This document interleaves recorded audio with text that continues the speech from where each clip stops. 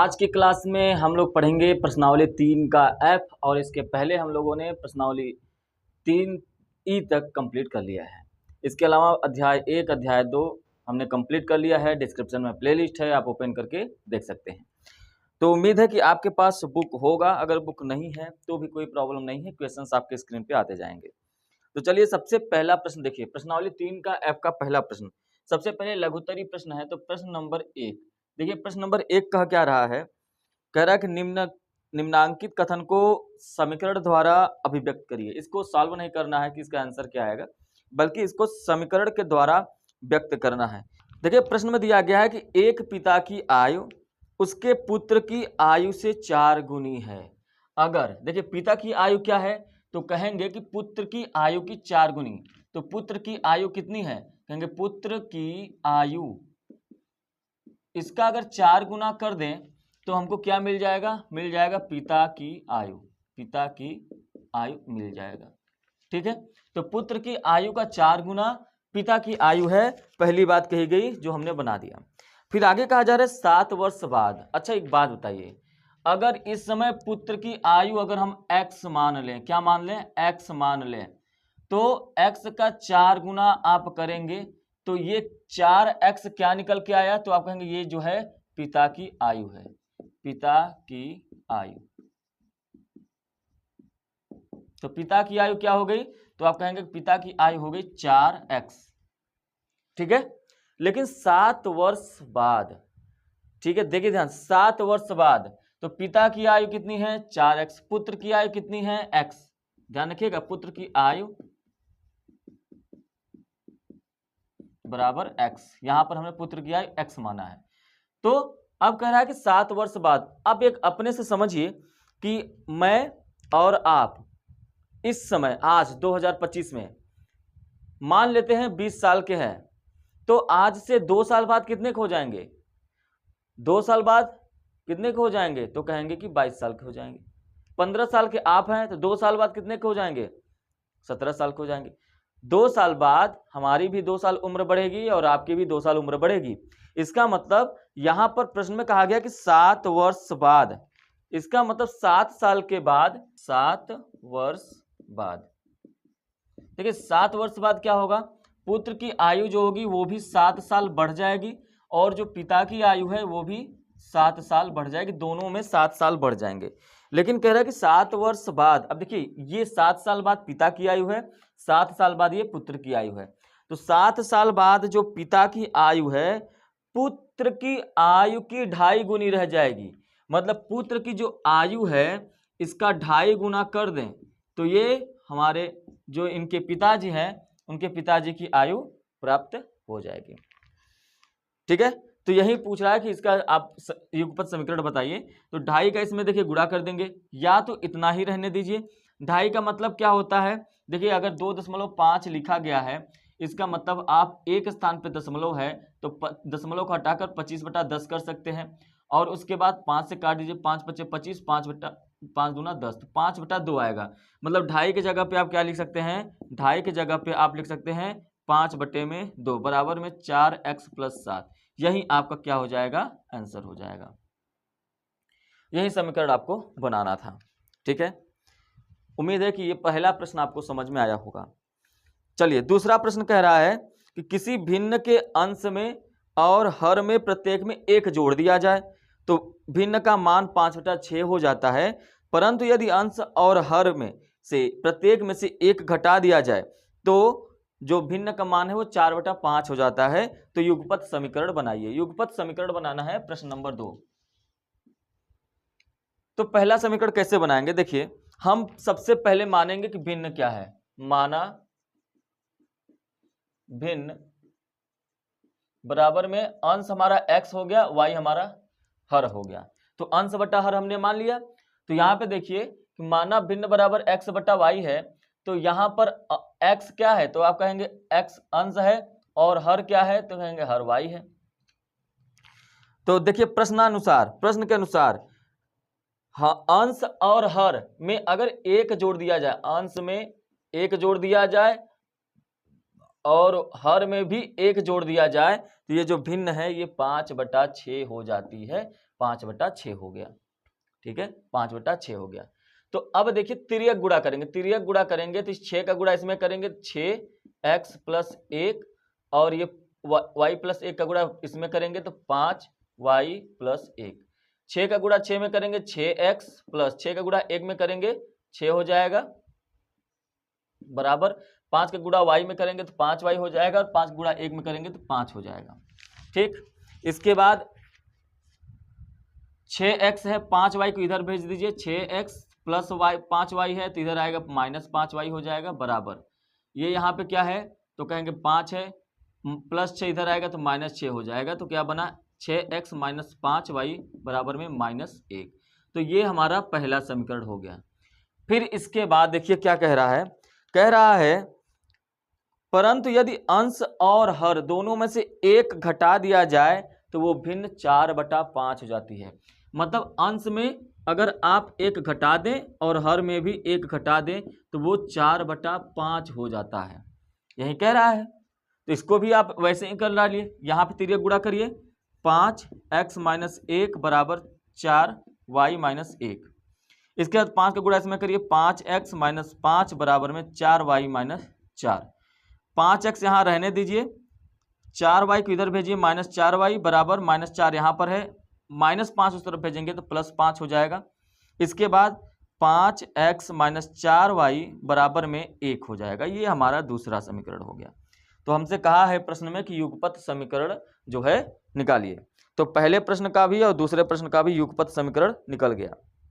प्रश्न नंबर 3, दो संख्याओं का योग 64 है। जैसे प्रश्न कहा है वैसे ही हमको फॉलो करना है। और उसके बाद आगे कह रहा है कि यदि उनमें एक संख्या दूसरी संख्या की 3 गुनी है तो संख्याएं ज्ञात करिए। अब हमको तो संख्याएं दोनों पता नहीं है, तो हम पहले क्या करेंगे, माना हम पहली संख्या को मान लेते हैं कि पहली संख्या हमारा x है और जो दूसरी संख्या है वो y हो गया। जो हमने पहली संख्या माना वो x माना, दूसरी संख्या y। तो देखिए प्रश्नानुसार प्रश्न में क्या कह रहा है, दो संख्याओं का योग 64 है। मतलब पहली संख्या और दूसरी संख्याओं का योग दोनों को जोड़ दिया जाए तो क्या आ जा रहा है, 64 आ जा रहा है ना, 64 आ जा रहा है। उसके बाद देखिए पहला समीकरण बन गया। फिर आगे कह रहा है कि उनमें से एक संख्या दूसरी संख्या की 3 गुनी, एक संख्या दूसरी संख्या की 3 गुनी है, ये मतलब x बराबर 3y आ गया। ये समीकरण नंबर 2। तो 2 समीकरण हमारे पास हो गए। अब फिर कह रहा है कि हमको संख्याओं का मान बताइए, संख्याएं क्या होंगी। तो अब क्या करेंगे कि समीकरण 2 का मान 1 में रखने पर, ये जो समीकरण 2 है, x के जगह पे आप 3y यहां पे रख दीजिए, x + y बराबर में 64 है। x के जगह पे आप 3y रखिए प्लस y बराबर में 64, 3y और 1y जोड़ देंगे तो 4y हो जाएगा। ठीक है, और ये 64 हो जाएगा। y बराबर क्या हो जाएगा, 64/4। इसको काट देंगे तो ये क्या हो जाएगा, 16 हो जाएगा। तो y का मान कितना आ गया, 16। तो हमारा दूसरा संख्या जो y था ये तो निकल के आ गया। लेकिन अगर हम यहाँ पे क्या काम करें, इस y का मान समीकरण 1 में रख दें या समीकरण 2 में रख दें तो आपको ये पता चल जाएगा कि दूसरी संख्या x क्या है। तो y के मान को अगर हम समीकरण नंबर 2 में ही रख देते हैं या 1 में ही रख देते हैं, कहाँ पे रखना चाहेंगे, चलिए इसी में रख देते हैं, x + y बराबर 64। तो x का मान आपको पता करना है, y का मान कितना आ गया है, 16 आ गया है, बराबर में 64। x बराबर क्या हो जाएगा, 64 - 16, क्योंकि ये प्लस में है, उधर जाएगा तो माइनस में हो जाएगा। तो x बराबर क्या हो जाएगा, 48। ठीक है, तो जो दोनों संख्याएं हैं, एक संख्या आपका 48 हो जाएगा, एक संख्या आपका 16 हो जाएगा। ठीक है, उम्मीद है कि प्रश्न नंबर 3 जो है आपको अच्छे से समझ में आया होगा। आगे बढ़ते हैं प्रश्न नंबर 4। देखिए प्रश्न नंबर 4 क्या कह रहा है, यदि हम अंश में 1 जोड़ दें तथा हर में 1 घटा दें, जैसा हमने प्रश्न नंबर अभी 2 में किया है वैसा ही प्रश्न है। ठीक है, लेकिन यहाँ पे समीकरण नहीं बनाना है। तो पहले हम क्या करेंगे, मान लेते हैं, माना भिन्न बराबर x/y। माना भिन्न बराबर x बटा y। तो यहाँ पे x क्या है हमारा, तो x क्या है कहेंगे अंश है, और y क्या है तो आप कहेंगे हर है। अब ये बताने की जरूरत नहीं क्योंकि भिन्न है तो भिन्न का मतलब ही होता है अंश बटा हर। अब प्रश्नानुसार प्रश्न क्या कह रहा है कि यदि हम अंश में एक जोड़ दें, अंश हमारा क्या है x, यदि हम अंश में एक जोड़ दें और हर क्या है y, और फिर कह रहा है कि हर में एक घटा दें तो भिन्न एक में बदल जाती है। अगर इसमें से एक घटा दें तो हमारा जो भिन्न है वो एक में बदल जाती है। अब एक लिखिए चाहे एक बटा एक लिखिए, उसका मतलब एक ही होता है, तो हम इसको एक ना लिख के बल्कि एक बटा एक लिख लेते हैं। तो यहाँ पर एक काम करेंगे कि तिर्यक गुणा कर दीजिए, तो x प्लस एक का गुणा एक में करेंगे बराबर इस एक का गुणा फिर y माइनस एक। अब एक का गुणा चाहे जैसे करिए आएगा तो यही x प्लस एक बराबर y माइनस एक। तो y को इधर भेज दीजिए, x माइनस वाई बराबर क्या हो जाएगा, प्लस एक उस तरफ जाएगा तो माइनस एक हो जाएगा, x माइनस वाई बराबर हो जाएगा -2। समीकरण नंबर 1 आपको मिल गया। इसके बाद आगे प्रश्न कह रहा है यदि हर में एक जोड़ दें तो वो यह 1/2 हो जाती है। अंश में कुछ नहीं कहा जा रहा है तो अंश अपने स्थान पे ही रहेगा, अंश में कुछ नहीं कहा जा रहा है बल्कि हर में कह रहा है कि यदि जोड़ दे, क्या जोड़ दें, हर में एक जोड़ दें तो ये 1/2 हो जाती है, यही कहा जा रहा है। ठीक है, ये कहा जा रहा है तो यहाँ पे तिर्यक गुणा करेंगे तो ये क्या हो जाएगा 2x हो जाएगा और y प्लस एक गुणे क्या हो जाएगा, क्योंकि तिर्यक गुणा करना है इस तरफ आएगा तो 1 हो जाएगा, तो 2x बराबर क्या हो जाएगा y प्लस 1 हो जाएगा। तो यहां से देखिए x का मान क्या हो जाएगा y प्लस 1/2। अब यहाँ पे x का जो मान आया है आप यहाँ पे रख देंगे तो y का मान निकल जाएगा। इसको कहते हैं प्रतिस्थापन विधि, लेकिन हम प्रतिस्थापन विधि से ना सॉल्व करके इसको 2x माइनस वाई बराबर 1 समीकरण नंबर 2 बना लेते हैं। इसको हम लोग सॉल्व करते हैं विलोपन विधि से। ठीक है, क्योंकि प्लस माइनस करेंगे आसान हो जाए। आप वैसे भी कर सकते हैं, देखिए तरीका आपको दोनों पता होना चाहिए। अगर आपने इसके पहले का क्लास लिया है तो आपको विलोपन और प्रतिस्थापन के विषय में अच्छे तरीके से पता होगा। तो समीकरण 1 और 2 को घटाने पर, तो समीकरण 1 क्या है यहाँ पे आप लिखेंगे, ये जो मैं बोलता हूं आपको लिखना पड़ेगा कि समीकरण 2 और 1 को घटाने पर, है ना। ऐसे मैं जल्दी लिखता नहीं हूं ये सब, ये मैं बोल देता हूं, लेकिन फिर भी आप ध्यान रखेंगे। x माइनस वाई बराबर -2 और दूसरा समीकरण है 2x माइनस वाई बराबर 1। घटाएंगे, जब आप घटाते हैं तो सबका चिन्ह जो नीचे वाला होता है बदल जाता है। यहाँ पे प्लस है तो माइनस, माइनस है तो प्लस, यहाँ पे प्लस है तो माइनस। देखिए अगर आप ध्यान से देखें तो ये प्लस माइनस कट जाएगा, x में से 2x घटाएंगे तो -x आएगा। ठीक है, और इधर -2 -1 -3 हो जाएगा, माइनस से माइनस कट जाएगा, x बराबर कितना आ गया 3। x बराबर कितना आ गया 3। इस x के मान को आप कहीं पर भी रख दीजिए, चाहे समीकरण 1 में रखिए चाहे समीकरण 2 में रखिए, आप यहाँ पर भी रख सकते हैं, यहाँ पर भी रख सकते हैं, कोई दिक्कत नहीं, जहां मन करे आप वहां रख दीजिए, y का मान निकल आएगा। समीकरण 1 में ही रख देते हैं तो यहाँ पे लिख देंगे कि x के मान को समीकरण 1 में रखने पर x माइनस वाई बराबर -2, है ना। तो x बराबर कितना आया 3 माइनस वाई बराबर -2। अगर आप वैसे नहीं लिख रहे हैं तो आप यहाँ पे ऐसे लिख देंगे x बराबर 3। तो यहाँ पर 3 को उस तरफ भेज देते हैं तो माइनस वाई बचेगा, यहाँ पे -2 पहले से ही है, प्लस 3 इस तरफ आएगा तो -3 हो जाएगा, माइनस वाई बराबर क्या हो जाएगा -5 हो जाएगा, माइनस से माइनस कट जाएगा तो वाई बराबर क्या आ गया 5। तो आप देखिए ध्यान से, आपने x को क्या माना था अंश, x को क्या माना था अंश, है ना, और y को क्या माना था हर। तो ये हमारा जो भिन्न आ गया वो 3/5। तो आप लिखेंगे भिन्न बराबर x बटा वाई बराबर में 3/5, यही हमारा क्या हो जाएगा आंसर हो जाएगा। ठीक है, देखिए प्रश्न नंबर 5 कह रहा है कि यदि किसी भिन्न के अंश में 6 जोड़ दिया जाए तो भिन्न 1/2 हो जाती है। बस हमारा काम है मानना कि माना भिन्न बराबर x बटा वाई, जहां पर x अंश है और y क्या है हर है। प्रश्नानुसार, अब हम लोग प्रश्नानुसार मतलब प्रश्न के अनुसार काम करेंगे। तो कहा जा रहा है कि यदि किसी भिन्न के अंश में 6 जोड़ दिया जाए, ये जो भिन्न है इसके अंश में 6 जोड़ दिया जाए, हर में कुछ बात नहीं कर रहा है कि क्या जोड़ दिया जाए क्या घटा दिया जाए, तो हमको कुछ भी नहीं करना है, तो ये कह रहा है कि 1/2 हो जाती है। ठीक, फिर आगे कह रहा है कि यदि उसके हर में 7 जोड़ दिया जाए तो वह 1/3 हो जाती है। भिन्न तो यही है, यदि उसके हर में अंश में कुछ जोड़ने घटाने के लिए नहीं कह रहा तो हमको कुछ नहीं करना है, बल्कि इसके हर में कह रहा है कि 7 जोड़ दिया जाए तो ये 1/3 हो जाती है। तो हमको दोनों समीकरण मिल जाएंगे और यहाँ से x और y का मान निकाल लेना है। तो तिर्यक गुणा पहले करेंगे, 2 का गुणा इधर करेंगे तो ये हो जाएगा 2x + 6 बराबर में y हो जाएगा, y गुणे 1 करेंगे, y गुणे 1 कर लीजिए तो यही आएगा। तो 2 का गुणा x में करेंगे 2x प्लस 2 का गुणा 6 में करेंगे 12 बराबर क्या हो जाएगा, y का गुणा 1 में कर देंगे तो y हो जाएगा। y को इधर भेजिए, 2x - y बराबर क्या हो जाएगा, तो 12 को आप उस तरफ भेजेंगे तो +12 है तो उस तरफ जाएगा तो क्या हो जाएगा, -12 हो जाएगा। यहाँ पर देखिए समीकरण नंबर आपका 1 बन गया।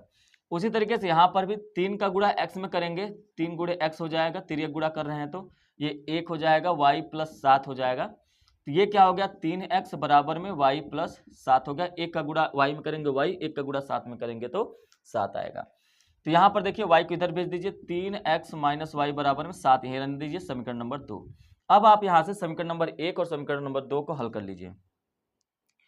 समीकरण नंबर 1 क्या है, 2x - y बराबर में -12। समीकरण नंबर 2 क्या है, 3x - y बराबर में 7।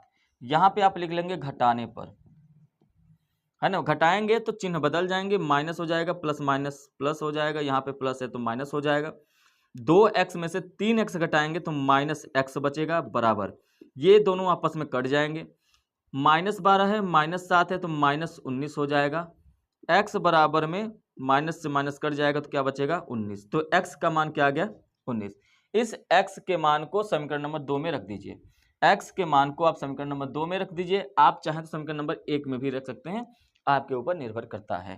तो x के मान को अगर आप 3x - y बराबर 7 में रखेंगे, 3 गुणे 19 - y बराबर में 7 हो जाएगा। यहाँ पे ऐसे कर दीजिए कि x बराबर 19। 19 में 3 का गुणा करेंगे 57 आएगा, -y बराबर क्या हो जाएगा, 7।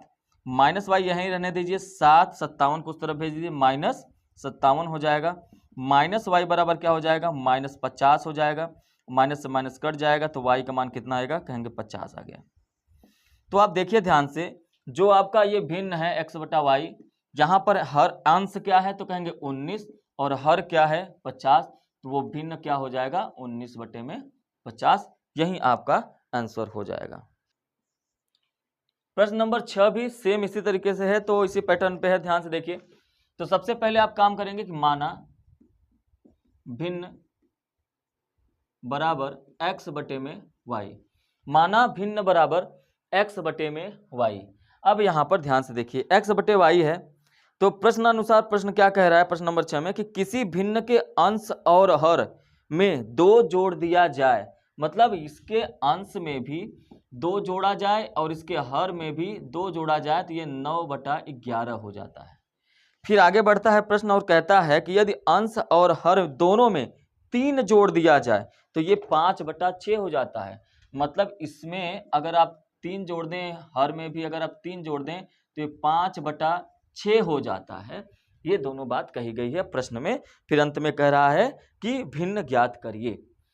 तो जिस तरीके से ये प्रोसेस हुआ है उसी तरीके से उसको भी हमको करना है। तो सबसे पहले तिर्यक गुणा करेंगे, 11x + 2 बराबर 9y + 2। इतना तो समझ में आया होगा, क्योंकि 11 का गुणा इसमें हो गया दोनों में, 9 का गुणा इसमें हो गया, क्योंकि y + 2 वहां पर हमने भेज दिया। 11x + 11 दूना 22 बराबर में 9y + 9 दूना 18 हो जाएगा। 9y को इधर भेज देंगे तो 11x - 9y बराबर 18 माइनस प्लस 22 उधर चला जाएगा, 22 हो जाएगा। तो 11x - 9y बराबर में 18 में से 22 घटाएंगे -4 आएगा, क्योंकि 22 का चिन्ह बड़ा है। ये समीकरण नंबर 1 हो गया। इसके बाद यहाँ पर भी तिर्यक गुणा करेंगे, 6x + 3 हो जाएगा बराबर में 5y + 3 हो जाएगा। 6x हो जाएगा प्लस 6 18 हो जाएगा बराबर में 5y हो जाएगा प्लस 5 15 हो जाएगा। 6x में -5y कर देंगे, क्योंकि -5y को इधर भेज देंगे, प्लस 5y है तो इधर आएगा तो -5y। 15 पहले से ही यहाँ पर है, लेकिन प्लस 18 को इस तरफ भेजेंगे तो -18 हो जाएगा। 6x माइनस 5y बराबर हो जाएगा -3। ये समीकरण नंबर 2 हो गया। तो आपने देखा समीकरण नंबर 1 और समीकरण नंबर 2 दोनों को आप घटा लीजिए या जोड़ लीजिए। पहले 11x माइनस 9y बराबर -4 और ये क्या है 6x माइनस 5y बराबर में -3। तो आप इसको पहले बराबर करेंगे तो आप एक मान हटाएंगे, चाहे x को हटा लीजिए चाहे आप इसको हटा लीजिए। तो एक काम करते हैं कि हम x को ही हटा लेते हैं। तो 6 का गुणा ऊपर हो जाएगा, 11 का गुणा नीचे हो जाएगा। तो 6 11 में गुणा करेंगे, 11 छक्का 66x माइनस 9 छक्का 54y बराबर 4 छक्का 24। 11 का गुणा 6x में करेंगे 66x, 11 का गुणा 5 में करेंगे तो माइनस 55y बराबर में 33 हो जाएगा माइनस में। ये देखिए आ गया। अब यहाँ पे लिखेंगे घटाने पर, अब घटा दीजिए। जैसे ही घटाएंगे तो ये प्लस माइनस में हो जाएगा, माइनस प्लस में हो जाएगा, ये माइनस प्लस में हो जाएगा। तो 66x से 66x क्या हो जाएगा, कट जाएगा। 55 में से आप 54 घटाएंगे तो एक y बचेगा, तो y बस लिखेंगे। अब यहाँ पे 33 में से 24 अगर आप घटा दें तो 24 6 30 कितना बच जाएगा, 9 बच जाएगा। तो y का मान हमारा क्या आ जाएगा, कहेंगे y का मान आ गया 9। इस y के मान को समीकरण नंबर 1 में रख दीजिए या समीकरण नंबर 2 में रख दीजिए। ठीक है, तो समीकरण नंबर 2 में रखेंगे तो 6x माइनस 5y बराबर -3 है। तो 6x माइनस y की जगह पे 9 रखेंगे, 9 पचे 45 हो जाएगा बराबर -3। 6x बराबर में -3 प्लस 45 बराबर 45 में से 3 घटा देंगे तो 42 हो जाएगा। तो 6x बराबर 42 हो गया। तो 6x बराबर अगर 42 है तो x बराबर क्या हो जाएगा, 42 बटे में 6। इसको काट दीजिए तो कितना आ जाएगा 7। तो x बराबर क्या हो जाएगा, 7 हो जाएगा। तो आप देख रहे हैं कि जो y का मान आ गया है वो 9 है और जो x का मान आ गया है वो 7 है। तो x आपने क्या माना था, तो आपने x जो है वो अंश माना था और जो अपने हर माना है वो y माना है, क्या हो जाएगा 9 हो जाएगा। यही आपका 7/9 आंसर हो जाएगा। जो हमारा भिन्न था वो 7/9 था। प्रश्न नंबर 7 क्या कह रहा है कि दो संख्याओं का अंतर 26 है, एक संख्या दूसरी संख्या की 3 गुनी है, तो संख्याएं ज्ञात करिए। तो सबसे पहले आप संख्या मानिए। माना पहली संख्या बराबर में x और दूसरी संख्या बराबर में y। तो आपने दोनों संख्या मान लिए। ये ऐसा प्रश्न हमने अभी किया। कौन सा प्रश्न, प्रश्न नंबर 3। ठीक है, तो कह रहा है कि दो संख्याओं का अंतर 26 है, मतलब पहली संख्या जो है वो x और जो दूसरी संख्या जो है y, इन दोनों का अंतर 26 दे रखा है। फिर आगे कह रहा है कि एक संख्या दूसरी संख्या की 3 गुनी है, मतलब एक संख्या दूसरी संख्या की 3 गुनी है, बराबर हो गया इसके x बराबर 3y। जो x का मान आया है वो 3y आया है, तो इसका मान अगर हम इसमें रख दें, समीकरण नंबर 1 इसमें अगर रख दें तो हमारा जो मान है y का निकल आएगा। तो x माइनस वाई बराबर 26। तो x के जगह पे क्या रख दिया आपने, 3y माइनस वाई बराबर में 26 हो जाएगा। 3y में से एक y गया तो 2y बराबर 26, y बराबर में 26/2 मतलब क्या आ जाएगा 13। तो y का मान आपका क्या आ गया, 13 आ गया। पहली संख्या निकल आई। अब आप समीकरण इसमें रख दीजिए या इसमें रख दीजिए। मान लेते हैं समीकरण नंबर 2 में ही रख देते हैं। तो x बराबर क्या है, y गुणे 3। तो x बराबर क्या हो जाएगा, y का मान कितना है 13 है, गुणे 3, x बराबर 13 39। तो जो पहली संख्या है वो आपका x मतलब 39 है और जो दूसरी संख्या है y वो क्या है आपका 13 है। दोनों संख्याएं निकल आई। ठीक, देखिए प्रश्न नंबर 8 कह रहा है कि किसी बच्चे को अपने घर से पिकनिक स्थल पर पहुंचने में 6 घंटे लगते हैं, किंतु वह साइकिल से उसी दूरी को 2 घंटे में तय कर सकता है। यदि उसकी साइकिल की औसत चाल उसकी पैदल चाल से 7 किलोमीटर प्रति घंटा अधिक हो तो उसकी पैदल चाल और साइकिल की चाल बताइए। प्रश्न जो है बहुत ही आसान है, बस आपको समझने की देरी है। इस प्रश्न को समझने के पहले आपको 2-3 चीजें पता होनी चाहिए। एक तो पता होना चाहिए कि चाल बराबर होता है दूरी बटे में समय। चाल बराबर क्या होता है, तो आप कहेंगे दूरी बटे में समय होता है। चाल बराबर दूरी बटे समय, ध्यान रखिएगा। अब यहाँ पर आप अगर समय को यहाँ पर भेज दें तो चाल यहाँ पे चला आएगा, मतलब समय बराबर क्या हो जाएगा, दूरी अपने स्थान पर ही है ना, दूरी अपने स्थान पर ही, लेकिन चाल यहाँ आएगा, समय चाल दूरी बटे में क्या हो जाएगा 4। लेकिन अगर दूरी को यही रहने दे तो समय को तिर्यक गुणा यहाँ पे कर दें तो दूरी बराबर क्या हो जाएगा, तो आप कहेंगे चाल गुणे समय, है ना। तो एक ही फार्मूला को आप 3 बार लिख सकते हैं 3 तरीके से, लेकिन एक फार्मूला जो है चाल बराबर दूरी बटे समय, ये आपको याद रखना है, समझना है, याद ही रखना है इसको। अब देखिए प्रश्न को कैसे सॉल्व करेंगे। कह रहा है किसी बच्चे को अपने घर से पिकनिक स्थल पर, देखिए ये उसका घर हो गया, है ना, और यहां पर है ये पिकनिक स्थल, ठीक है, ऐसे पेड़ बना देते हैं। तो अगर घर से पिकनिक स्थल पर पहुंचने में उसे कितना समय लगता है, और ये ध्यान रखिएगा ये पैदल पहुंच रहा है, ये आपका पैदल पहुंच रहा है। अच्छा दूरी कितनी होगी, यहां से लेके यहां तक की जो दूरी होगी वो डिस्टेंस हम d मान लेते हैं, दूरी को d मान लेते हैं, ठीक है। अब पैदल चल रहा है तो कह रहा है कि पैदल चलने में उसे 6 घंटे लगते हैं, तो ये आपका 6 घंटा लगेगा अगर वो पैदल चल रहा है। तो कितना दूर जा रहा है, दूरी हमको नहीं पता, लेकिन हम उसको मान लिए हैं d दूरी जाने पर पैदल चलने में उसको 6 घंटे लग रहे हैं। लेकिन वही बच्चा साइकिल से चले तो दूरी को 2 घंटे में तय कर लेता है। दूरी अच्छा कितनी, क्या दूरी बदल जाएगी क्या, नहीं, वो घर से ही पिकनिक स्थल पे जा रहा है, लेकिन अब यही दूरी तो यही है, दूरी थोड़ी चेंज हो जाएगी कि जब साइकिल चलेगा तो पिकनिक दूर हो जाएगा और पैदल चलेगा तो पिकनिक पास नजदीक में आ जाएगा, ऐसा तो है नहीं। पिकनिक अपने स्थान पर रहेगा, घर उसका अपने स्थान पर रहेगा। अब वो चल कितनी तेज और धीरे रहा है इस पे निर्भर करता है समय। जब वो कह रहा है कि जब ये साइकिल से चल रहा है, किससे चल रहा है, साइकिल से, जब ये साइकिल से चल रहा है तो इसको सिर्फ और सिर्फ 2 घंटे लगते हैं, ठीक है। पिकनिक स्थान पे पहुंचने पर इसको 2 घंटे बस लग रहे हैं, ठीक है। अब यहां पर एक बात समझिए कि अगर मैं बाइक से चलूं, मैंने बाइक ले लिया, अगर मैं बाइक लेकर तेज एक्सीलरेटर करूं, है ना, एक्सीलरेटर तेज करने का मतलब है कि आप अपने चाल स्पीड बढ़ा दें, चाल का मतलब स्पीड।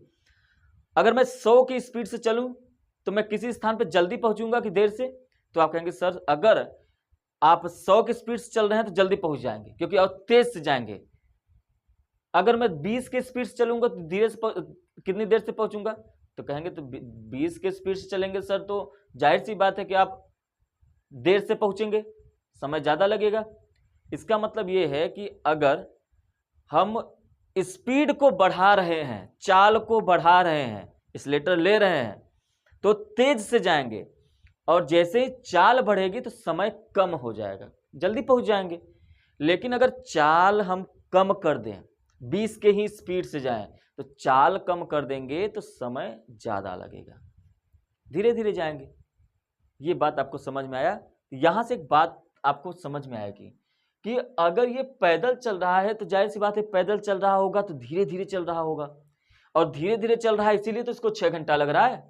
लेकिन जैसे ही वो साइकिल उठाया वो 6 घंटे के रास्ते को 2 घंटे में ही तय कर दिया।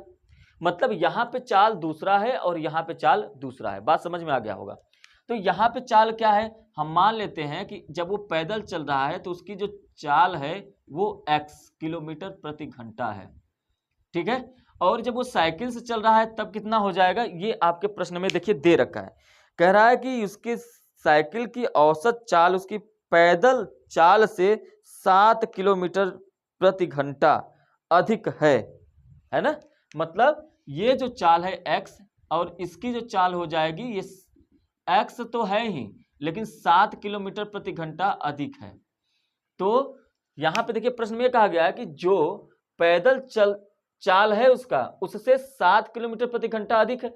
अगर मान लेते हैं कि ये x ना आता हो, इसका आंसर मान लीजिए कुछ भी हो, तो मान लीजिए अगर ये 10 किलोमीटर प्रति घंटा से चल रहा है तो साइकिल से 17, ये 20 के हिसाब से चलेगा तो ये 27 के हिसाब से, ये 100 के हिसाब से चलेगा तो ये 107 के हिसाब से चलेगा। ये बात समझ में आया कि मतलब ये जितना चलेगा पैदल उससे 7 किलोमीटर प्रति घंटा अधिक चलेगा। अब यहां से एक बात रखिए, जब पैदल चल रहा है तो भी दूरी समान है, जब साइकिल चल रहा है तो भी दूरी समान है, समय दोनों का अलग अलग है, चाल दोनों का अलग अलग है। और प्रश्न में कहा है कि दोनों चाल को बताइए, पैदल कितना चाल है और उसका साइकिल से कितना चाल है। अब हम प्रश्न के अनुसार काम करेंगे, इतना तो मैंने आपको समझाने का काम किया। पहले देखिए, पहले क्या करेंगे कि जब वो पैदल चल रहा है तो हमारा फार्मूला क्या होता है, तो आप कहेंगे चाल बराबर दूरी बटे में समय। चाल बराबर क्या होता है, दूरी बटे में समय। जब पैदल चल रहा है तो चाल कितनी है, x है। दूरी कितना है, तो कहेंगे दूरी तो d ही है। समय कितना लग गया, कहेंगे 6 घंटे लग गया। ठीक है, तो चाल हमारा क्या हो गया, d बटे 6 हो गया। ठीक है, अब ये समीकरण नंबर 1 मान लेते हैं, अभी बना देंगे इसको, या तो x बराबर d बराबर 6x कर लीजिए, है ना। दूसरी बात, फिर से अगर हम चाल बराबर दूरी बटा समय करें, चाल बराबर दूरी बटा समय। अब ये दोबारा मैं क्यों कर रहा हूं, क्योंकि ये तो हमने पैदल वाला चाल ले लिया, यहां पे लिख लेते हैं पैदल चाल, फिर यहां लिख लेते हैं साइकिल की चाल। तो साइकिल की चाल कितनी है, तो कहेंगे x + 7 बराबर दूरी कितना है, दूरी तो वही है, बटे क्या है, समय। अब समय कितना है, तो कहेंगे अब 2 घंटे हो गया। अब यहां पर एक चीज देखिए, अगर हम 6 को यहां पर भेज दें तो 6 गुणे x हो जाएगा, तो d का मान कितना हो जाएगा, तो कहेंगे d बराबर में 6x हो जाएगा, समीकरण नंबर 1। यहां पर d को यही रहने देते हैं, दूरी को 2 का गुणा इधर कर देंगे तो 2x + 7 बराबर d हो जाएगा, और 2 का गुणा इसमें कर देंगे 2x + 7 गुना 14 बराबर d हो जाएगा, समीकरण नंबर 2। अब देखिए, इस d के मान को, जो d बराबर 6x है, इसको उठाकर हम इस d के मान पर रख देते हैं। मतलब समीकरण 1 को 2 में रखने पर, यहां पे लिख लेंगे समीकरण 1 को 2 में रखने पर, तो यहां पर देखिए 2x + 14 तो है ही, इस d का मान 6x है, तो यहां पे 6x रख लेते हैं d के जगह पे।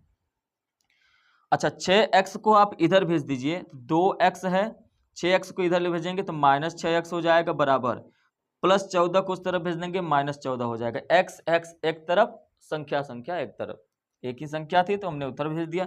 2x में से 6x घटा देंगे तो माइनस में 4x आएगा, माइनस में 14 बच गया, माइनस से माइनस कट जाएगा, तो x बराबर क्या आ जाएगा, कहेंगे x बराबर आ जाएगा 14 बटे में 4। तो 2 से काटेंगे, 2 सत्ते 14, 2 दूनी 4, और ये हो जाएगा 2 तिया 6 होता है, मतलब 3.5 किलोमीटर प्रति घंटा। अच्छा, x क्या है, तो आप कहेंगे कि x तो हमारा सर पैदल चाल है, मतलब ये जो पैदल चल रहा था तो उसके समय उसकी चाल थी 3.5 किलोमीटर प्रति घंटा, लेकिन उसकी वास्तविक साइकिल वाली चाल कितनी थी, तो आप कहेंगे साइकिल की चाल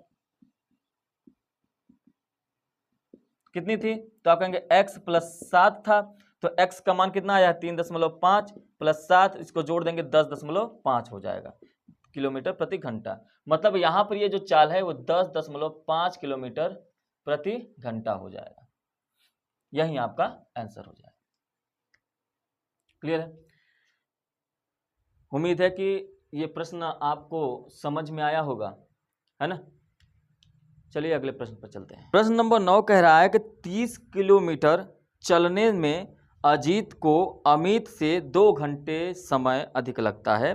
यदि अजीत की अपनी चाल दुगनी कर दे तो उसे अमित से 1 घंटा समय कम लगेगा। उनकी चाल ज्ञात करिए। तो प्रश्न में सबसे पहले देखिए, दोनों की चाल ज्ञात करना है। मैंने स्टार्टिंग में ही बता दिया कि प्रश्न में जो पूछे पहले उसको एक्स वाई मान लीजिए। तो यहाँ पे 2 लोग हैं, एक तो अमित है और एक अजीत है। तो पहले मान लेते हैं कि माना अमित की चाल बराबर x किलोमीटर प्रति घंटा और अजीत की चाल बराबर y किलोमीटर प्रति घंटा हो जाएगा। तो अमित की चाल और अजीत की, दोनों की चाल हमको एक्स वाई से पता चल गया। ठीक, लेकिन अब जैसे प्रश्न कह रहा, प्रश्नानुसार हम लोग काम करेंगे। कह रहा 30 किलोमीटर चलने में, अच्छा ये तो पता है कि दूरी कितनी दे रखी है, तो आप कहेंगे दूरी है 30 किलोमीटर। अब प्रश्नानुसार काम करेंगे, जैसे प्रश्न कह रहा है वैसे हमको फॉलो करना है। कह रहा अजीत को अमित से 2 घंटे समय अधिक लगता है। अजीत को अमित से अजीत को अमित से 2 घंटे समय अधिक लगता है। ध्यान रखिएगा, समय किसका अधिक लग रहा है, तो आप कहेंगे कि अजीत का समय अधिक लग रहा है। कितना? 2 घंटे। इसका मतलब अगर इसके समय में से इसको घटा दें तो कितना आ जाएगा? 2 घंटा आ जाएगा। इसी तरीके से आप लिख लेंगे अजीत को लगा समय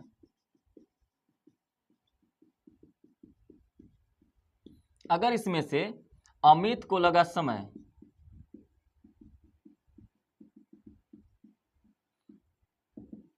बराबर 2।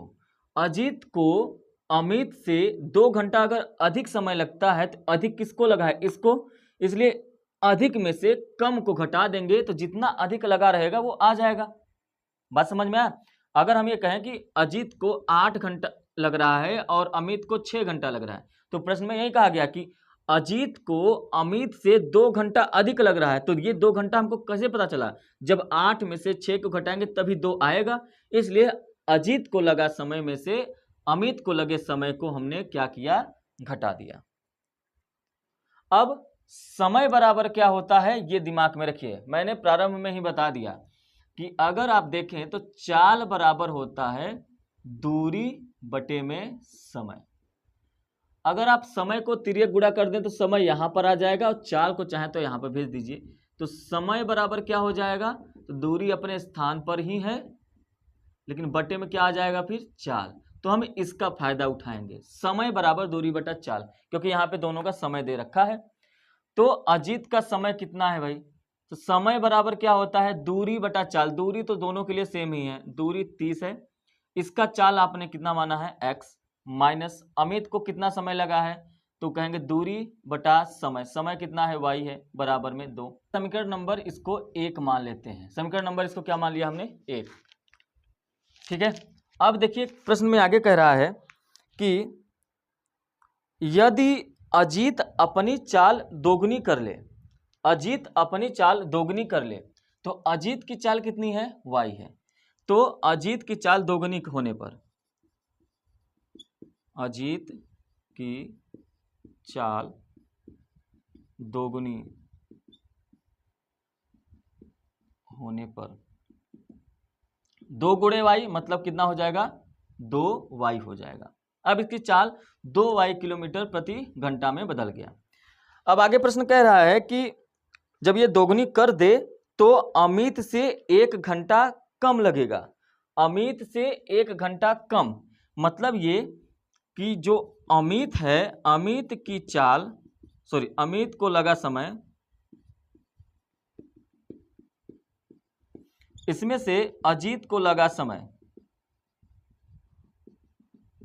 अगर घटाएंगे तो कितना भाई कह रहे हैं कि 1 घंटा अधिक लग रहा है, तो यही 1 आ जाएगा।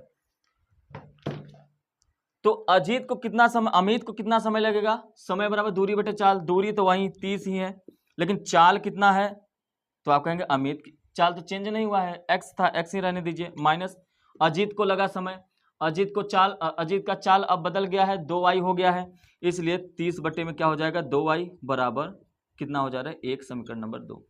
समीकरण नंबर 2 में से समीकरण नंबर 1 को अगर आप घटा दें, है ना, इसको मैं थोड़ा सा इरेज कर दे रहा हूं। समीकरण नंबर 2 में से समीकरण नंबर 1 को अगर आप घटा दें तो समीकरण नंबर 1 देखिए क्या है? 30 बटे y माइनस 30 बटे x बराबर में 2।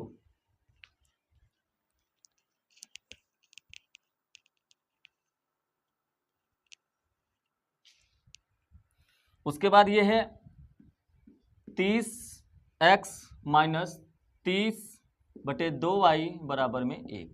अगर आप घटाना चाहें तो ये माइनस हो जाएगा, ये प्लस हो जाएगा और ये क्या हो जाएगा? माइनस। यहाँ पे लिख देंगे घटाने पर। ठीक। अब अगर घटाना चाहेंगे तो क्या घटेगा?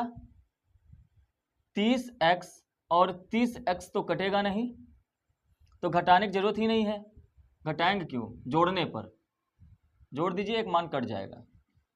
तो यहाँ पे लिखिए जोड़ने पर। जोड़ देंगे तो ये 30 बटे x से 30 बटे x कट जाएगा और यहाँ पर 30 बटे y माइनस 30 बटे 2y, अगर आप इसको काट दें तो ये क्या हो जाएगा? 15 हो जाएगा। तो 30 बटे y माइनस 15/y हो जाएगा, बराबर में 2 में 1 जोड़ेंगे 3 हो जाएगा। अब देखिए ध्यान से, जब ये दोनों हर समान है तो ऊपर घट जोड़ सकते हैं, 30 में से 15 जाएगा, 15/y बराबर में 3 हो जाएगा। y बराबर क्या हो जाएगा, तो कहेंगे 15/3 हो जाएगा। काट देंगे इसको तो 5 आ जाएगा, y का मान क्या आ गया 5। तो y आपने माना था किलोमीटर प्रति घंटा, ये आपका आ गया अजीत की चाल। तो अजीत की चाल कितनी है, 5 किलोमीटर प्रति घंटा। लेकिन इस y के मान को आप समीकरण नंबर 1 में रख दीजिए। तो y के मान को समीकरण 1 में रखेंगे तो 30/x माइनस 30/y, y का मतलब 5 बराबर में क्या है 2 है, 2 लिख दीजिए। इससे काट देंगे तो 5 का 30 हो जाएगा। 30/x बराबर में 2 + 6, माइनस 6 को उस तरफ हमने भेज दिया तो 2 + 6 मतलब क्या हो गया 8। x बराबर क्या हो जाएगा 30/8 हो जाएगा। 2 से काटेंगे, 2 चौका 8, 2 15 में 30 होता है, 15/4 आ गया। ठीक है, अब इसको अगर आप देखेंगे तो 4 से इसको 15 काटेंगे, दशमलव में जाएगा, दशमलव में ही हम कर देते हैं। तो या तो आप 15/4 किलोमीटर प्रति घंटा डायरेक्ट लिख दीजिए। ठीक है, अगर आप इसको या तो सही बटे में लिख दीजिए, आप चाहे दशमलव लिख दीजिए, 4 × 3 = 12 होता है और 4 × 5 = 20 होता है, 3.5 किलोमीटर प्रति घंटा।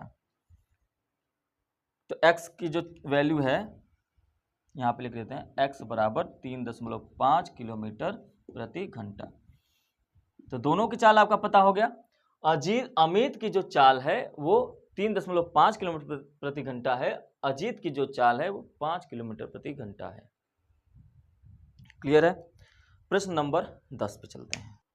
प्रश्न नंबर 10 जानने से पहले मैं आपको कुछ चीज बता रहा हूं, उसको ध्यान से समझिए। सबसे पहले अगर आप कभी नदी देखे होंगे तो नदी में नाव भी देखे होंगे, नाव को तैरते हुए भी देखे होंगे, किसी व्यक्ति को तैरते हुए देखे होंगे और किसी नाव को उसमें खड़े हुए देखते होंगे।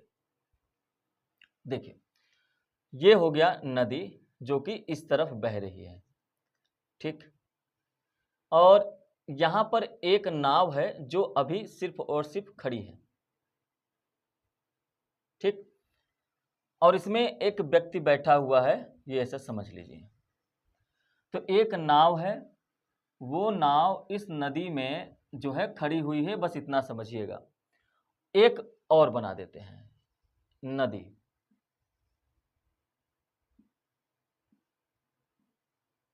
और इसमें व्यक्ति को बैठा देते हैं। अब बात को आपको गंभीरता से समझना है। अगर इस प्रश्न को समझना है, ऐसे प्रश्नों को समझ, जिस धारा और नाव से संबंधित कोई प्रश्न आएगा तो इससे हल हो जाएगा। पहले समझिए कि अगर कोई भी व्यक्ति या कोई भी नाव नदी में खड़ा हुआ है, नदी बह नहीं रही है, तालाब में है, तालाब बह नहीं रही है, तो उसका चाल क्या होगा, 0 होगा, वो बह ही नहीं रही है। बात समझ में आया? इतना तो समझ में आ गया होगा कि एक व्यक्ति है जो नाव में बैठा हुआ है, नाव तैर ही नहीं रही है, तो चाल 0। लेकिन जैसे ही उसने पतवार उठाया और नदी में चलाना शुरू कर दिया, जैसे ही उसने पतवार उठाया और नदी में चलाना शुरू किया, वो आगे की ओर बढ़ने लगा। तो जब कभी भी प्रश्न में ऐसा बोले कि नाव की गति, अब चाहे उस व्यक्ति की गति बोलेंगे, चाहे उस नाव की गति बोलेंगे, वो दोनों का मतलब सेम होता है।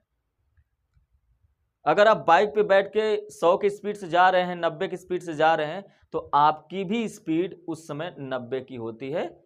इतना बात समझिए। तो यहां पर जब ये बोला गया कि नाव की गति है ना, ध्यान रखिएगा, नाव की गति, नाव की या व्यक्ति की, दोनों की गति कितनी हो जाएगी, गति का मतलब चाल, दोनों की चाल कितनी हो जाएगी, तो कहेंगे कि हम मानते हैं x। क्या मानते हैं कि x किलोमीटर प्रति घंटा के हिसाब से वो व्यक्ति इधर चलने लगा। लेकिन ये उस समय की बात है जब धारा बह नहीं रही थी, हवा चल नहीं रहा था, लेकिन अचानक से धारा चलने लगी, बहने लगी इस तरफ। किस तरफ? धारा भी इसी दिशा में बहने लगी। अभी व्यक्ति चल रहा था इस तरफ और धारा भी इसी दिशा में बहने लगी। तो अब ये बताइए कि चाल उसका बढ़ेगा कि घट जाएगा? आप मान लीजिए साइकिल चला रहे हैं, साइकिल चला रहे थे, अचानक से आपके पीछे से कोई धक्का देने लगा, तो आपकी चाल क्या हो जाएगी, बढ़ जाएगी। लेकिन आप जिस स्पीड में जा रहे थे उतनी स्पीड में तो जा ही रहे हैं, चाल तो बढ़ गया आपका। तो मतलब चाल कैसे बढ़ा, तो आपका जो स्पीड था, जो नाव का स्पीड था वो वही है, लेकिन जो धारा की भी स्पीड बढ़ गई, जो आपको पीछे से धकेला वो भी जुड़ गया। इसका मतलब कि अगर धारा की चाल y मान लें, धारा की भी स्पीड होगी, है कि नहीं, धारा भी बहती है। आप गंगा नदी में कूद जाइए, देखिए, उसके बाद आप खड़े रहिए, लेकिन वो धारा की जो लहरें हैं वो आपको बहा के दूर ले जाती हैं। आप कुछ मत करिए, लेकिन जैसे ही आप इस दिशा में बह रहा है, आप इसी दिशा में तैरने लगे, देखिए आप और तेज से जाने लगेंगे। तो जब एक ही दिशा में व्यक्ति और नाव दोनों चले तो उसे हम कहते हैं अनुकूल दिशा। क्या कहते हैं, अनुकूल दिशा। और अगर इनका चाल निकालना हो, क्या निकालना हो, चाल, तो चाल बराबर क्या होता है, तो आप कहेंगे दूरी बटा समय होता है, दूरी बटा समय। तो अनुकूल चाल क्या हो जाएगा, ये हमको कैसे पता चलेगा, चलिए इस पे अभी चर्चा छोड़िए। अनुकूल चाल क्या होगा, जब भी आपको अनुकूल चाल कहे तो अनुकूल का मतलब होता है व्यक्ति की चाल और धारा की चाल दोनों जुड़ जाए। तो ऐसे लिख लेते हैं, अनुकूल चाल जो होगा वो व्यक्ति की चाल और धारा की चाल दोनों जुड़ जाती हैं, इसी को कहते हैं अनुकूल चाल। ठीक है, ये किसी में भी दे सकता है। बात समझ में आ गई होगी। अनुकूल मतलब एक ही दिशा में, अनुकूल का मतलब एक ही दिशा में, तीर से समझ में आ रहा होगा। अब बनाते हैं प्रतिकूल दिशा।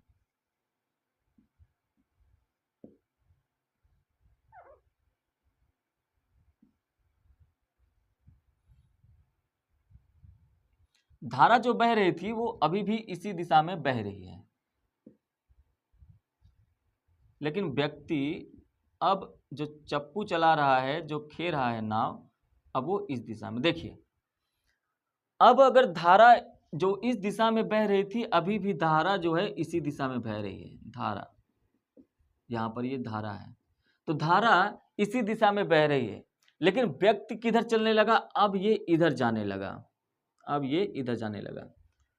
आप ऐसे समझिए कि आप ये देखिए गंगा नदी या कोई भी नदी बह रही है, इधर बह रही है, अगर आप उसके साथ बहेंगे तो बहुत तेज जाएंगे, लेकिन अब वो इधर बह रही है और आप उल्टा दिशा में जाएंगे तो आपकी चाल जो भी होगी वो धारा की चाल में से घट जाएगी, कम हो जाती है, आपकी चाल कम हो जाएगी, नहीं हो जाएगी। तो वही चीज है, इसको और दम लगाना पड़ेगा, यहाँ पर इसको दम नहीं लगाना पड़ता है, वो धारा और अपनी चाल के हिसाब से चलता जा रहा है, अनुकूल चाल है। लेकिन जब ये धारा के विपरीत आ गया तो इसी को कहते हैं प्रतिकूल चाल, इसको क्या कहते हैं, प्रतिकूल चाल। और यहाँ पे जो व्यक्ति की चाल है या नाव की चाल, नाव या व्यक्ति की चाल, वो हम मानते हैं x किलोमीटर प्रति घंटा, और धारा की चाल जो है वो y किलोमीटर प्रति घंटा है। तो यहाँ पर प्रतिकूल चाल का मतलब ये होगा कि यहाँ पे जो व्यक्ति की चाल है उसमें से धारा की चाल घटा देंगे, ये हो जाएगा प्रतिकूल चाल। तो उम्मीद है कि आपको अनुकूल चाल और प्रतिकूल चाल क्या होता है। प्रतिकूल का मतलब होता है विपरीत, और अनुकूल का मतलब होता है समान दिशा में, एक ही दिशा में, ये विपरीत दिशा में। इतना क्लियर हो गया होगा। तो अब हम प्रश्न पे चलेंगे तो आपको प्रश्न जो है अच्छे से समझ में आएगा। देखिए कह रहा कि ऋतु, ऋतु मतलब जो ऋतु है, अब चाहे ऋतु कहे, चाहे नाव कहे, चाहे व्यक्ति कहे, सेम है। तो कह रहा कि ऋतु जो है धारा के अनुकूल, अनुकूल ये वाली चाल कह रहा है, तो 2 घंटे 20 में 20 किलोमीटर तैर जाती है, और धारा के जब वो प्रतिकूल उल्टा आती है तो 2 घंटे 4 किलोमीटर में तैरती है। उसकी स्थिर जल में तैरने की चाल और धारा की चाल बताइए। तो सबसे पहले अगर हम ऋतु की चाल मान लें, देखिए ध्यान समझिए, ऋतु की चाल x किलोमीटर प्रति घंटा माने। अब देखिए ये नाव की भी चाल है, वो नाव में बैठ के जा रही है ना, तो नाव की भी चाल है, या तो ऋतु की चाल है, तो ऋतु की चाल हमने x किलोमीटर प्रति घंटा, और धारा की भी चाल मान लेते हैं, धारा की चाल कितना हो जाएगा y किलोमीटर प्रति घंटा, ये मान लेते हैं। लेकिन अब प्रश्न के अनुसार काम करते हैं। कह रहा है कि धारा के अनुकूल, धारा के दिशा में यदि जाएगा 2 घंटे में 20 किलोमीटर, तो अनुकूल चाल बराबर, अनुकूल चाल हो जाएगा x प्लस y किलोमीटर प्रति घंटा। और प्रतिकूल चाल कितना हो जाएगा, तो कहेंगे प्रतिकूल चाल जो हमको है पता है, अच्छा इसको बाद में लिख लेंगे। तो यहां पर देखिए चाल बराबर क्या होता है, तो कहेंगे चाल बराबर दूरी बटा में समय। चाल कितना है प्रतिकूल, अनुकूल चाल कितना है x प्लस वाई, दूरी कितना है, तो कह रहा है प्रश्न की 20 किलोमीटर तैर सकती है, दूरी है 20 किलोमीटर, कितना समय है 2 घंटे में। तो इसको काट देंगे तो कितना आ जाएगा 10, मतलब x प्लस वाई का जो मान आ गया वो 10 आ गया, समीकरण नंबर 1। उसके बाद कह रहा प्रतिकूल चाल कितना होता है, तो आप कहेंगे प्रतिकूल चाल x माइनस वाई होता है। यहां पर अब आपको समझ में आ गया होगा, ठीक है। तो चाल बराबर क्या होता है, तो आप कहेंगे चाल बराबर होता है दूरी बटा में समय। अब प्रश्न के अनुसार यहाँ पे चाल क्या हो जाएगा x माइनस वाई, प्रश्न के अनुसार दूरी कितना है, तो 4 किलोमीटर तैर सकती है और 2 घंटे में, ऐसा प्रश्न में कहा गया है, ठीक है। तो इसको काट दीजिए, 4 2 दूना 4, 2 हो गया, तो मतलब x माइनस वाई बराबर में 2, समीकरण नंबर 2। समीकरण नंबर 2 और 1 को हल करने पर x प्लस वाई बराबर 10, x माइनस वाई बराबर में 2, y से y कट जाएगा, 2x बराबर 10 2 12, जोड़ने पर दोनों को मैंने जोड़ा हुआ है, x बराबर में 12/2, मतलब x बराबर आ गया 6 किलोमीटर प्रति घंटा। इस x के मान को समीकरण नंबर 1 में आप रख देंगे, तो 6 प्लस वाई बराबर में 10, y बराबर में 10 माइनस 6 बराबर में 4। तो y का मान कितना है, तो x का मान कितना आ गया, तो x का मान आ गया 6 किलोमीटर प्रति घंटा, y का मान कितना आ गया 4 किलोमीटर प्रति घंटा। उम्मीद है कि ये प्रश्न आपको समझ में आया होगा। प्रश्न नंबर 11 देखिए, प्रश्न कह रहा है कि एक भिन्न 1/3 हो जाती है जब उसके अंश में से 1 घटाया जाता है। पहले हम वो भिन्न मान लेंगे कि माना भिन्न बराबर x बटा वाई। तो प्रश्न कह रहा है कि जब उसके अंश में से 1 घटाया जाता है, हर में से कुछ नहीं किया जाता है तो उसको वैसे ही रहने देते हैं, तो 1/3 हो जाती है।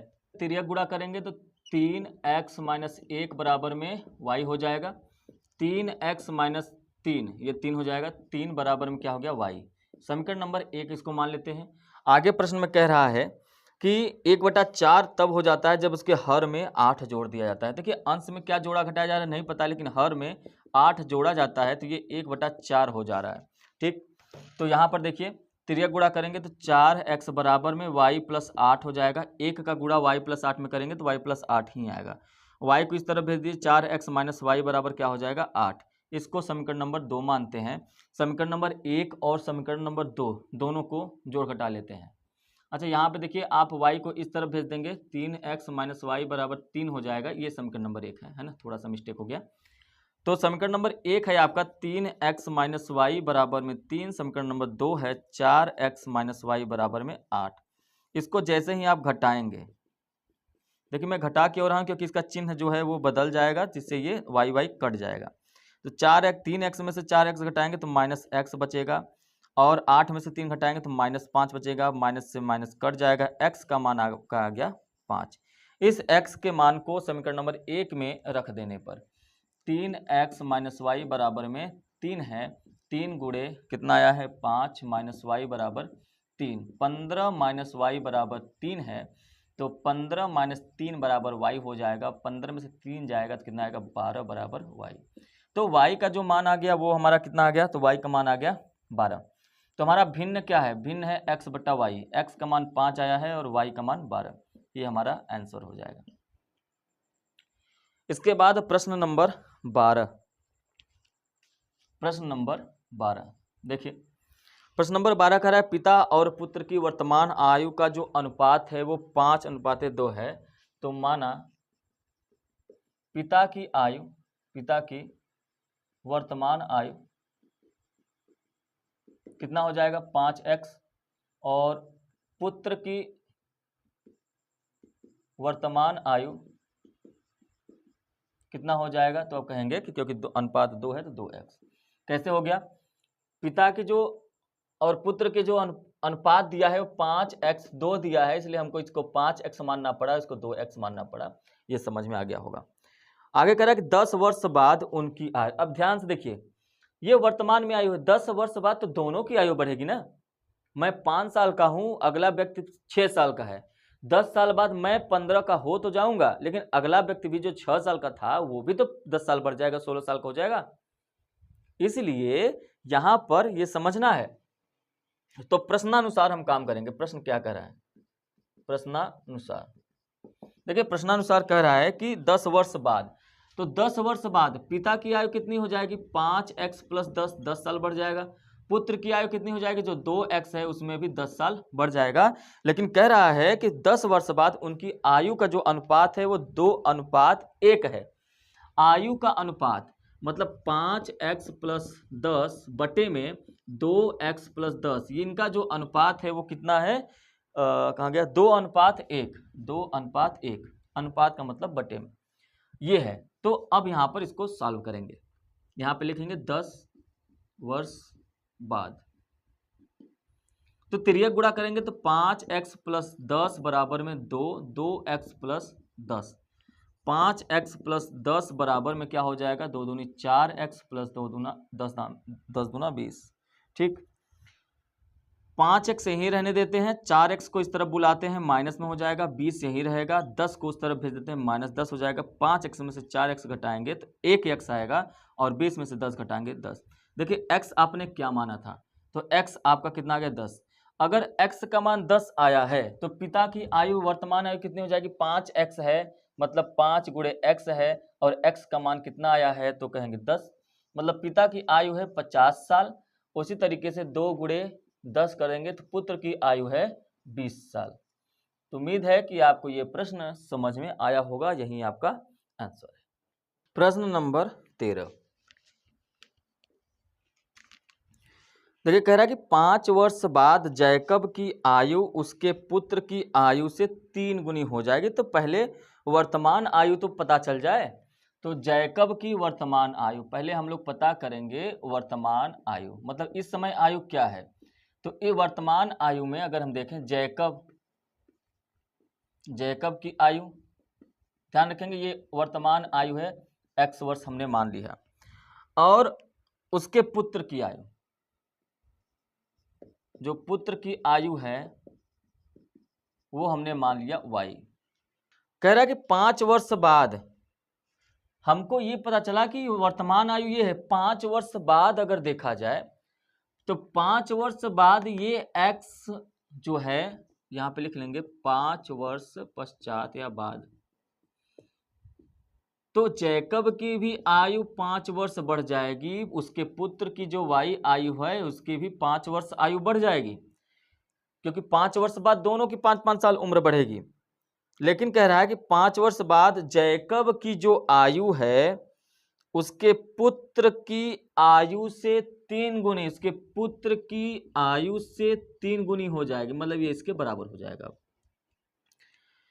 फिर कह रहा है कि 5 वर्ष पहले इसको एक इक्वेशन बना लेते हैं, एक समीकरण बना लेते हैं। तो x प्लस 5 बराबर में 3y प्लस 5 दिया 15, x माइनस 3y बराबर 15 माइनस 5, x माइनस 3y बराबर में 10, समीकरण नंबर 1।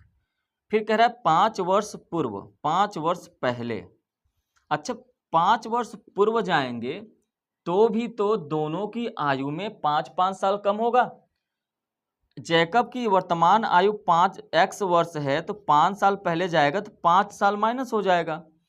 पुत्र की उसकी वर्तमान आयु y है, तो 5 साल पहले जाएगा तो 5 साल माइनस हो जाएगा। लेकिन यहां पे कहा जा रहा है जैकब की आयु उसके पुत्र की आयु की 7 गुनी थी। जो जैकब की आयु थी उसके पुत्र की आयु की 7 गुनी थी, ऐसा बताया गया।